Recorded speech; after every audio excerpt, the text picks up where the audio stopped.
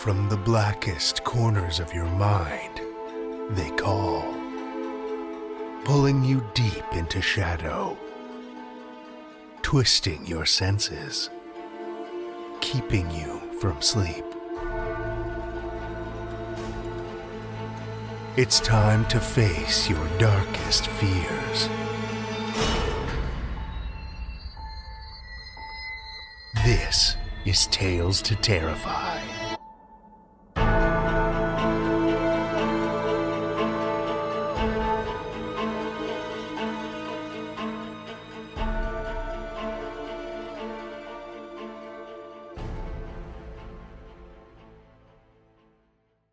Good evening, children of the night, and welcome.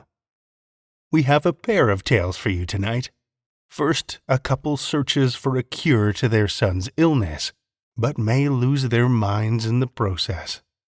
Then, a man struggles to survive in a starving neighborhood that's turned to desperate measures. Our first story comes from Corey Farrenkopf. Corey Farrenkopf lives on Cape Cod with his wife Gabrielle and works as a librarian. His work has been published by Three-Lobed Burning Eye, Smoke Long Quarterly, The Southwest Review, Uncharted, Cemetery Gates Media, Reckoning, Bourbon Pen, Tiny Nightmares, Flash Fiction Online, and elsewhere. To learn more, follow him on Twitter at Corey Farrenkopf, or on the web at CoreyFarrenkopf.com. Children of the night, join me for Corey Farrenkopf's Children of the Swamp, a Tales to Terrify original.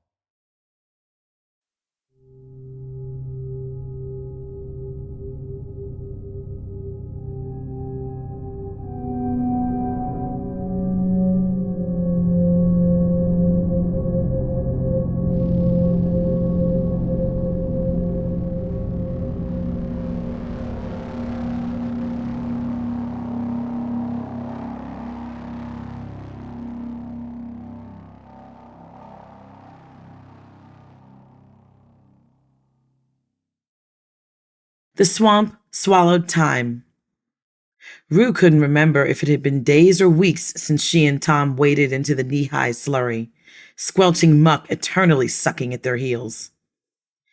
The shallow waters stretched to the horizon. Clumps of reeds and dead, barkless trees divided the otherwise bleak uniformity. Their village used the swamp's edge as a burial ground. The dense, muddy bottom devoured anything left long enough on its surface. At least, that's what the villagers told themselves. Sometimes, Rue and Tom would pass a rotting shack on a slight rise, doorways just inches above the water. Old radios and car batteries half buried in the muck. The occasional crumbling habitation reminded them the water hadn't always been there. The swamp had once been a prairie, home to herds of cattle that feasted on grass that had drowned decades ago when the oceans rose. Rue and Tom slept inside the hovels each night, the smell of rot and moss invading their dreams. Rue swore there was a third breath beside their own, but she could never locate the source. Only their twin footprints marred the mud beyond the doorway. The subtle rasp hadn't been there when they started, only haunting their tracks after the first few nights. Do you think Kale's still alive? Or any of them? Tom asked when they woke at dawn, wind bending the reeds, only the faintest sun reflecting on the water. Yes, they have to be. It hasn't been long. We still have time, Rue replied. It's been weeks. No, you're wrong, Rue said, but Tom wouldn't meet her eye, only nodding, lip clenched between teeth.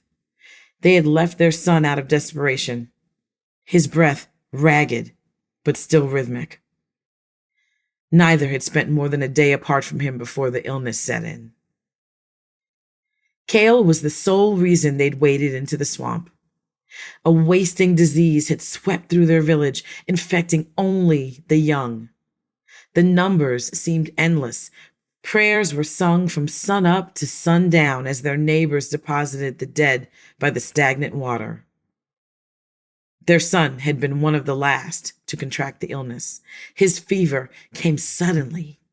Blood dripped from his mouth, staining his mother's skirt as she held his head in her lap, confirming their family hadn't outrun the plague, even though their orchard was so far outside of town. Cale would be 15 in fall. The disease should have skipped him, being so close to adulthood. There's been rumors circulating about a village at the center of the swamp, a town elder had said. They harvest a curative fungus. None of our previous searches managed to reach them, and none have come back. Old maps say it should be there, but no one's managed to find it. And that's the only way? Rue had asked. With a sick child, it's the only way.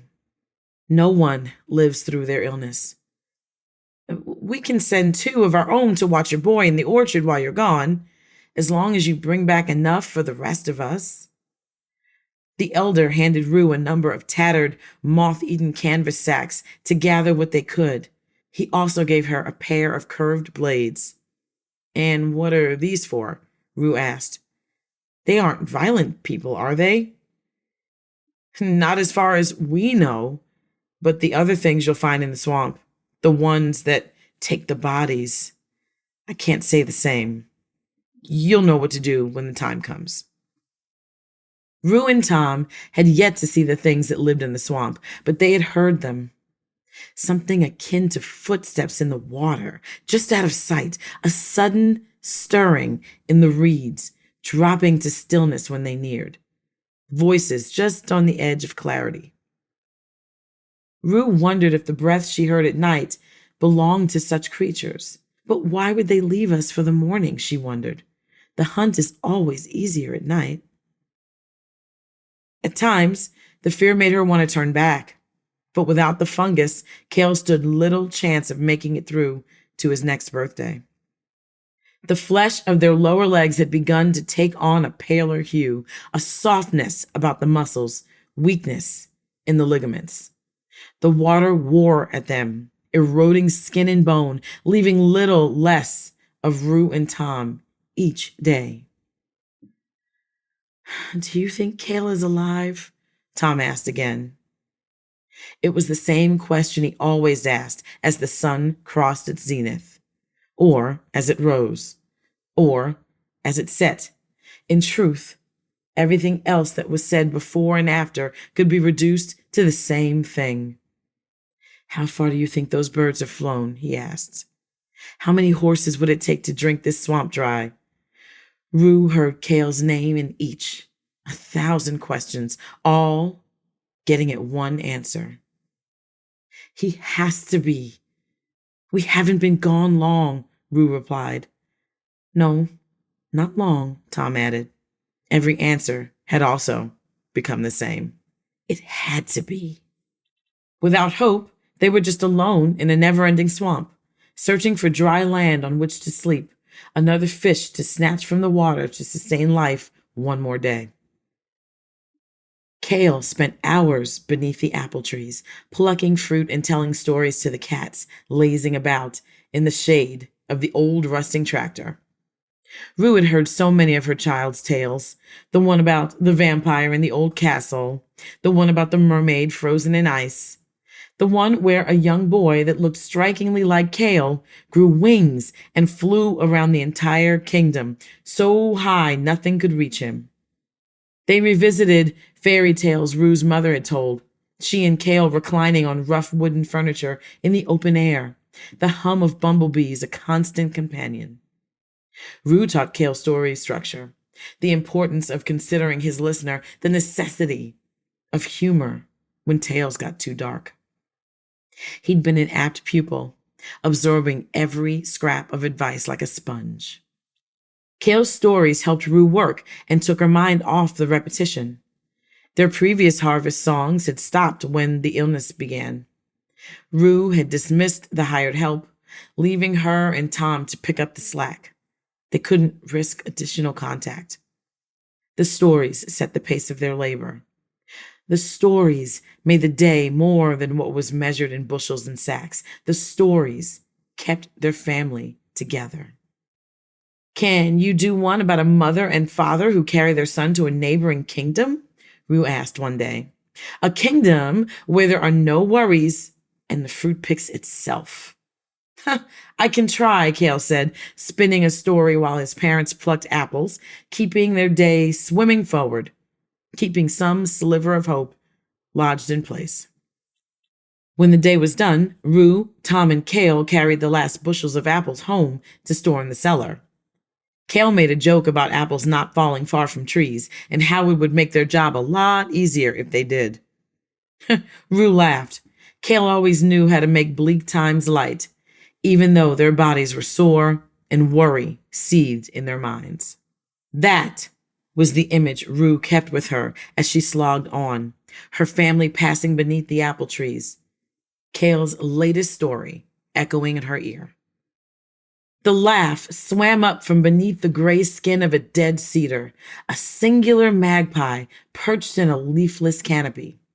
Rue drew the blade, leveling it in front of her chest.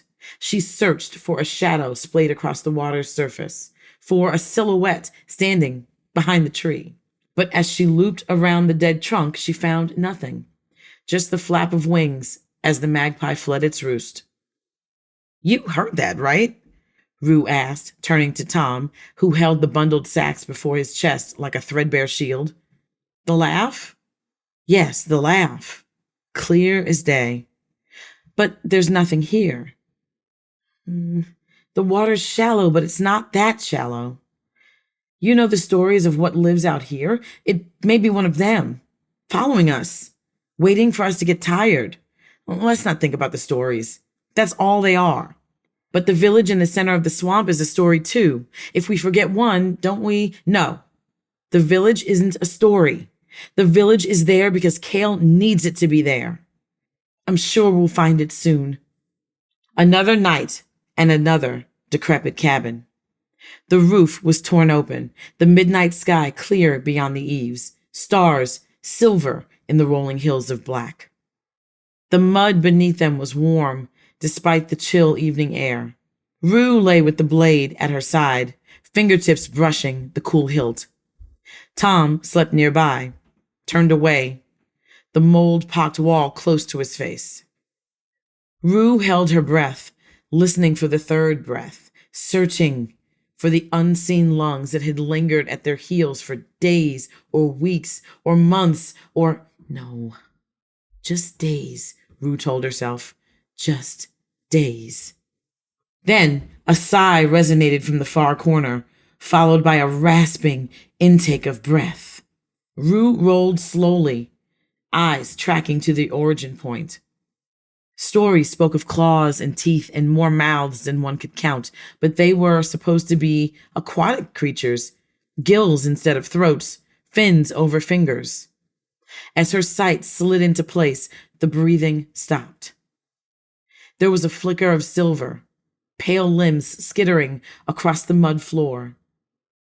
Rue swept up the blade and lunged for the doorway, following the thing that had been watching them sleep. She hadn't been quick enough to grab it, to wrap a hand around the creature's thin limbs or snatch its streaming hair. Rue sprinted, crossing the cabin in 3 bounds. Tom followed after, 1,000 questions falling from his lips. Then they were outside, properly beneath the stars, the pinpricks of light reflecting on the endless expanse of knee-high water beyond. The air had grown even colder, a frigid fear setting in, silencing the birds and the frogs that crooned in the night. Rue pulled up short at the water's edge, air sucked from her lungs.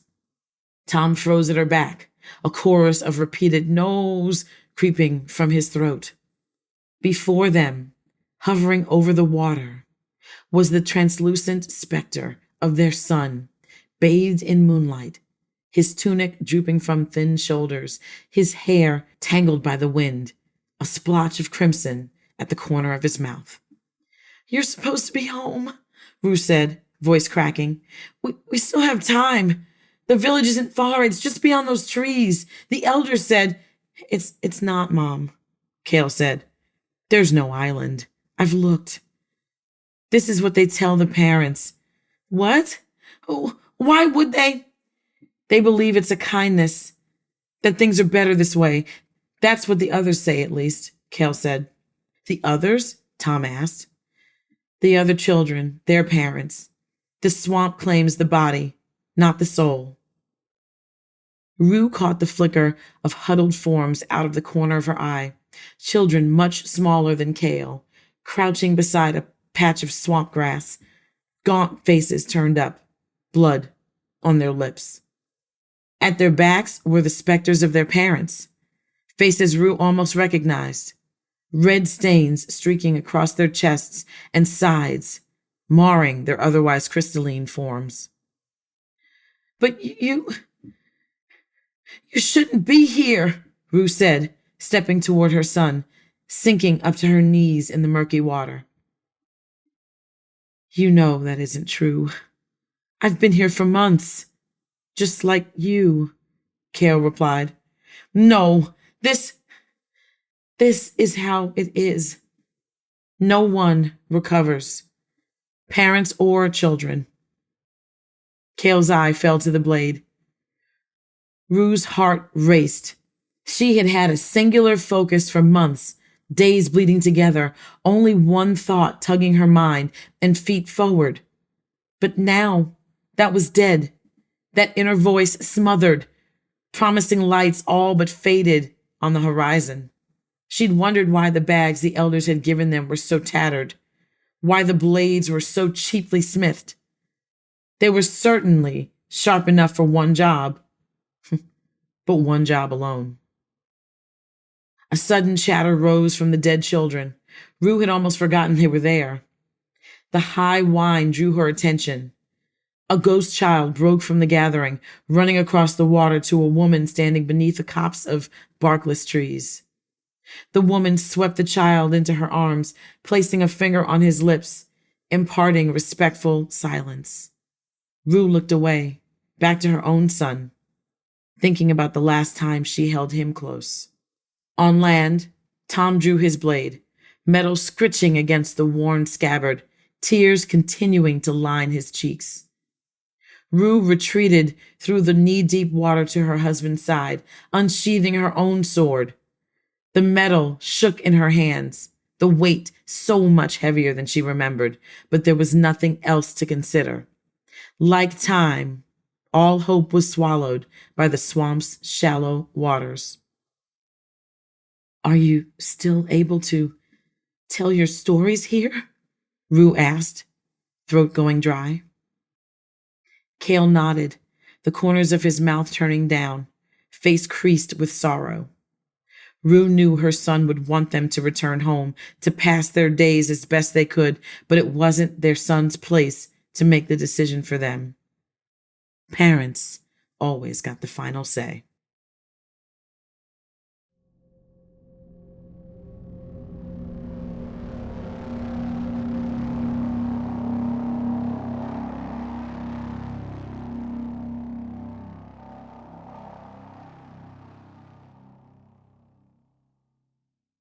That was Corey Farrenkopf's Children of the Swamp, as read by L. Marie Wood. L. Marie Wood is a two-time Bram Stoker Award and Riesling-nominated author, screenwriter, essayist, and poet. She writes high-concept fiction that includes elements of psychological horror, mystery, dark fantasy, and romance. Wood is also a Myco Award winner and the founder of the Speculative Fiction Academy, an English and creative writing professor, and a horror scholar. Learn more at lmariewood.com. Thank you, L. Marie. Our second tale tonight comes from Carrie Lee South. Carrie Lee South's writing has appeared in The Dread Machine, Opus Comics, The Hunger, and elsewhere. She is currently working on her first novel. Connect with her at carrieleesouth.com or on social media at Carrie Lee South. Listen with me, children of the night. to Carrie Lee South's Feeding on Ourselves, a Tales to Terrify original.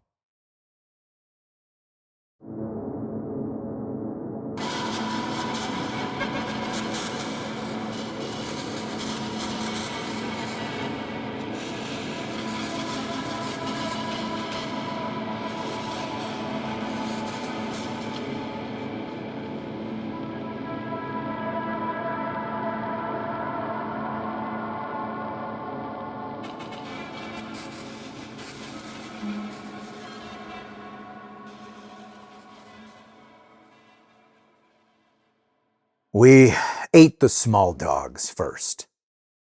Their owners understood, I suppose. The neighborhood got together and held something like a funeral for each one. We'd gather around the weeping owner, giving our condolences, while someone tended the coals and roasted Gizmo and Max and Buddy's tender ribs and thighs, rubbed with whatever kitchen spices we had left. Somehow, it made things easier to pretend we were just having some kind of block party. The smell of roasting meat, crisp edges bubbling with brown sugar and garlic, wafted through the cul-de-sac and made us feel something close to normal. Just 9 months earlier, Boa Chemical announced their revolutionary product, a powdery formula that could rid our properties of ants permanently. How were we supposed to know that it would work so well? When has any product worked exactly as advertised? Zeke was really the only neighbor I felt close to. He'd been an investment banker before all this started. I guess our circumstances were really the only thing we had in common. We were both in our mid-30s and moved home to Ohio to care for our aging parents. He was good-looking, and you could tell he was kind of smug about it. Like he'd groomed his unshaven face that way on purpose, like we weren't in the middle of the apocalypse. At the first BBQ, Zeke and I stood on the fringe of the gathering, arms folded, watching the grill smoke curl into the air. I was disgusted with myself. The rich, savory smell of tender roasted ribs filled my mouth with a rush of saliva. Most of the small crowd watched as Mitch from the corner house occasionally lifted the lid to turn the meat, while a few stood next to the dog's owner, Carmen, rubbing her back as she clutched a photo to her chest and sobbed about her sweet Petey. They nodded while she told them about her Pomeranian's friendly disposition, but every so often you could see them turning their heads toward the grill, sniffing the air with hungry desire. I shook my head. I don't know what to do with my hands. Zeke smirked. Look at them, pretending to feel sorry. But you don't. We haven't had meat in months, Tony. It's time. He wasn't wrong. If we were lucky, a meal consisted of a small pile of mashed grains, 1 or 2 vegetables from the neighbors, and maybe a bite or 2 of a canned peach on a special occasion.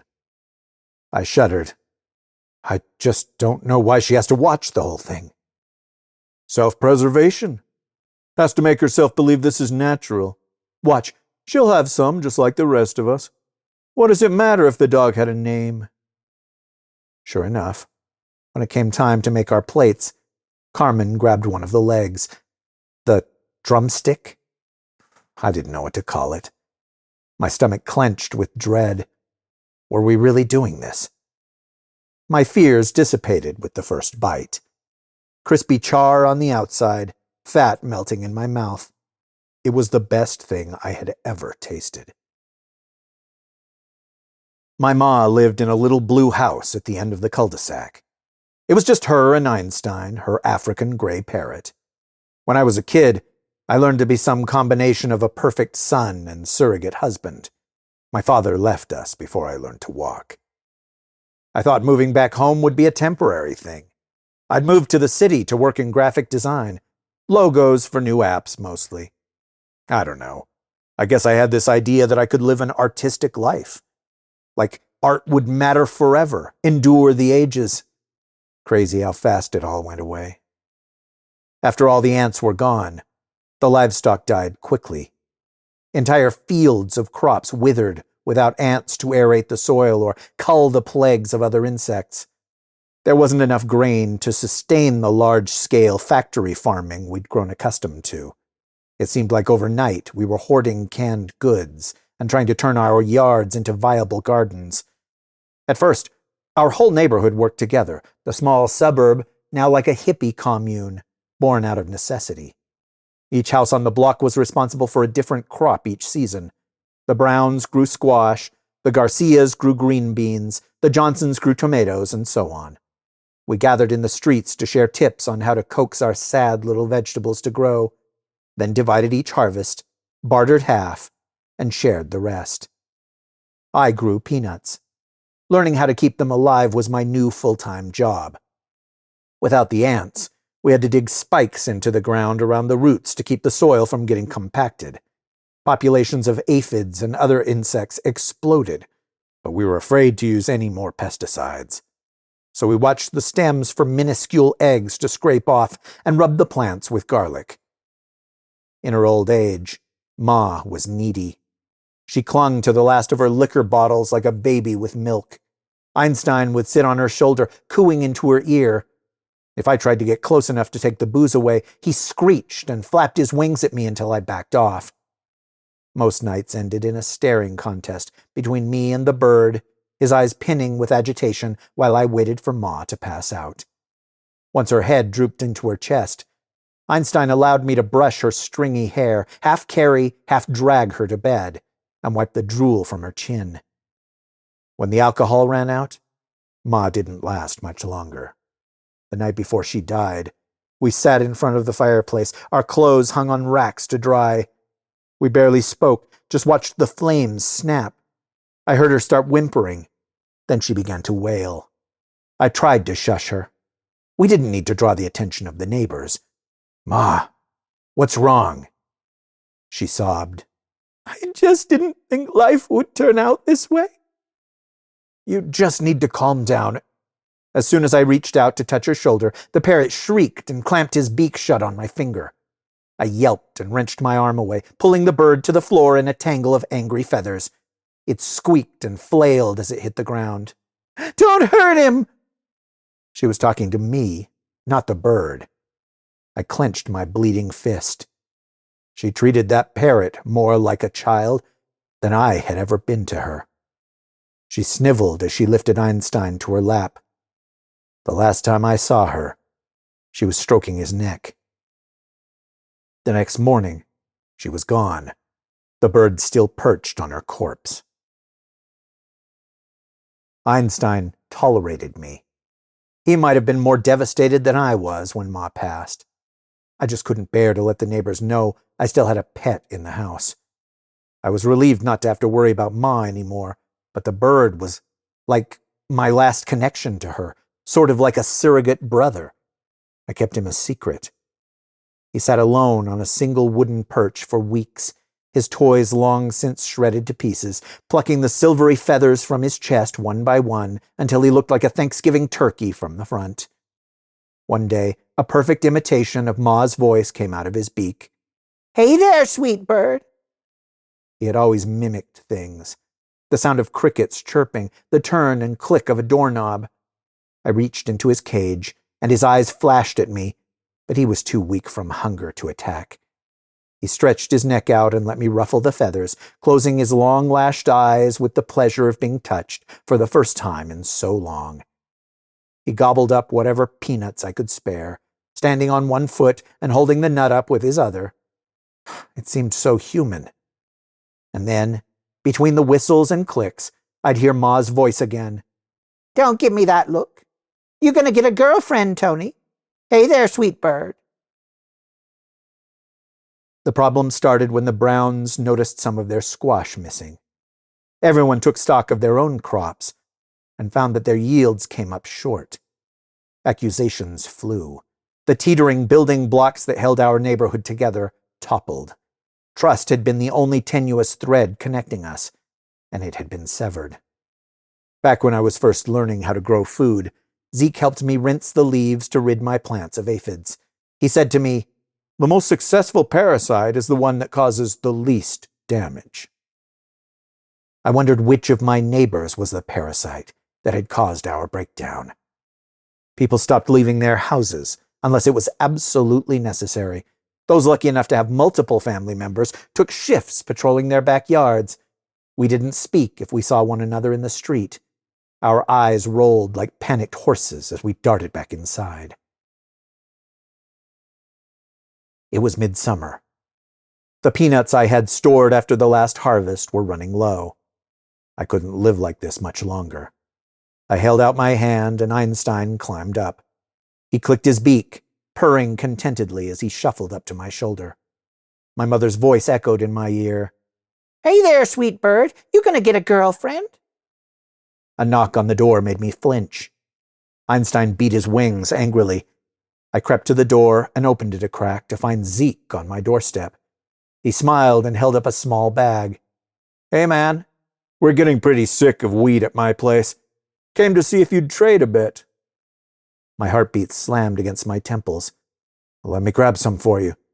Just a minute." I shut the door quickly and rushed into the basement with Einstein. Zeke couldn't know that he was still alive. I lifted him from my shoulder and set him down. He picked up my distress and paced back and forth, clucking. I tried to shush him, but birds don't understand silence. Silence means danger. I scooped a handful of peanuts from the cache for Zeke before I hurried to the top of the basement stairs and closed the door, leaving Einstein in darkness. I paused to take a few calming breaths, then cracked the front door open and thrust the peanuts out to Zeke. He pushed his way in. "How you doing? I can't imagine it's easy being here alone all the time. I'd lose my mind." I forced a smile. "I'm getting by." A bang and a muffled screech from the basement jolted us. My hair stood on end, while Zeke craned his neck around my house like a wolf picking up on the scent of prey. I nudged him back to the door. "Damn, I knew that thing was going to fall over. I have to go check on that. Thanks for the wheat. I appreciate it. I'll come by soon." I scrambled back to the basement. Einstein flapped his wings in distress while a skinny rat ran through the room. It had knocked over a fire poker. On instinct, I grabbed the poker and slammed it into the rat. Its tiny bones popped, and a few entrails leaked out of its abdomen. At least we wouldn't go hungry. I kept Einstein in the basement more often. The darkness simulated night, and he would keep quiet. The house became a jail cell for both of us. I didn't keep him caged anymore, but what was this house if not a cage of my own? I was certain every shadow that passed by my windows was a hungry neighbor, foraging and prowling. Einstein grew weak and despondent. He plucked more of his feathers. The guilt filled my belly with a searing heat every time he blinked up at me and Ma's voice croaked out of his small body. I tried to assuage it by giving him the last of my canned peaches. He eyed me while his tongue flicked at the syrup. Einstein sat on my shoulder in front of the fireplace as I watched the flames hiss, sucking hungrily at the wood. Then we heard a rustling sound coming from the yard. My whole body tensed, and Einstein let out a growl. I crouched low, picking up the fire poker, and crawled to the window. Someone was rooting through the peanut plants. I sat momentarily stunned. Then I began to seethe. I had spent months digging and turning that soil, fighting with those plants as they threatened to wither, shielding them from harsh temperatures, killing aphids by hand, digging irrigation channels, hauling water by the bucket. They were everything. All of the injustices of my life converged in this one moment. I gripped the fire poker. I bolted into the garden, and the intruder barely had time to react. When I whipped the fire poker against the side of his head, his skull cracked with a sound like a thick egg being crushed into wet splinters. I slammed the poker into him several more times, all rage and adrenaline, while Einstein flapped nearby. The pent-up energy unleashed in that moment spent all of my strength. My legs went out from under me, and I took a few shaking breaths, staring at the body. His hands were still gripping fistfuls of my peanut plants. I peered into his face, swollen and blood-soaked, and my heart jumped. I had killed Zeke. That was it. The line had been crossed. Weeks passed. In the quiet, still room, Einstein would talk to himself, parroting the sound of that horrible moment. Crack! The sound of iron breaking bone. Crack! The wet sluice of brain matter. Crack! Blood sloshing up the side of a fire poker. It was like he enjoyed watching my reaction every time he made the noise. My flinching became his new toy. He bobbed up and down, throwing his head back like it was his favorite sound in the world. The noise became so repetitive that it felt like my own heartbeat. The sound of Zeke's skull shattering echoed through the empty house. I tried shoving Einstein back in his cage in Ma's room. I even threw her blanket over the top, hoping it would calm him down or put him to sleep. Somehow, it made him even more insistent. He needed to get my attention. I shouted at him to be quiet, but you can't yell at a bird to shut up. It just makes them excited, and they scream louder. They think you're part of some bird gang in a Central African rainforest, screeching together in the trees. Cack! The dull thud of metal meeting scalp. Cack! The crack like a gunshot, the squelch of the flesh. I tried drowning him out. I sang the national anthem at the top of my lungs. He looked at it like a challenge. His mimicking grew louder and louder. I covered my ears and shouted the lyrics while Einstein danced. Catch! The thwack of Zeke's head splitting. Catch! It got to the point where I couldn't tell if Einstein was actually making the sound anymore, or if I just had it playing on a loop in my head. I whipped around to the bird, howling, "Stop it! Stop it! Stop it!" until he cowered in the corner, trembling. I grabbed him and threw him into the dark basement, slammed the door, and heard Ma's voice, thin and weak through the cracks. "Hey there, sweet bird." By the time I calmed down enough to check on him, his small body lay on the floor, curled and stiff. The torture was over, for him at least. I didn't have it in me to bury him. I cradled him in my arms and took him to the fireplace, placing him gently among the logs and lit the flames. Watched his remaining feathers blacken and crisp. As the smoke drifted up through the chimney, I couldn't help the rush of saliva at the scent of a broiling bird. The brother I never had. I couldn't do it. I shut the fireplace gate and turned my back. There was barely enough meat left on his tiny, hollow bones anyway. People would start to swarm soon as the smell of roasting poultry wafted through the chimney out into the neighborhood. Better to get ahead of it. I flung open the front door and called down the street to invite them to dinner. Might as well foster some goodwill. The remaining neighbors began to gather. Our numbers seemed to have dwindled. Mitch stepped into the yard with a few fresh-picked squash. Carmen brought green beans. I had a few spices left, and I put them on with a boiling pot of water and the last of my salt. Good old-fashioned boiled peanuts would do the trick. Carmen asked about the lump in my fireplace, but I told her a stray crow had fallen through the chimney, and I hadn't noticed until it was too late. Such a shame. As we sat at the table together, sharing a meal like old friends, we talked about feasts past, our favorite recipes, the foods we missed the most, and almost cracked a smile at the memories. The night wound down. I showed my guests out.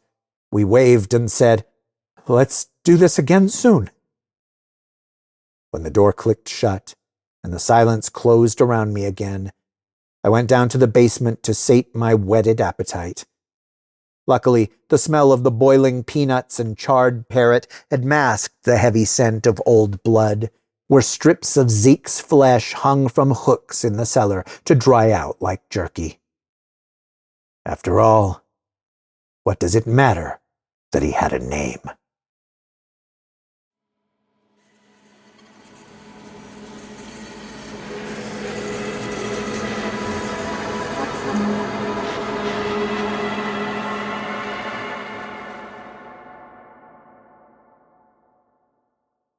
That was Carrie Lee South's Feeding on Ourselves, as read by Rish Outfield. Rish Outfield is a writer, voice actor and podcaster. He is the co-host of the Dune Steve audio fiction magazine and his own show, The Rish Outcast. He likes horror, Star Wars, and girls with glasses. And there is no job he cannot be fired from, at least not yet. Thank you, Rish.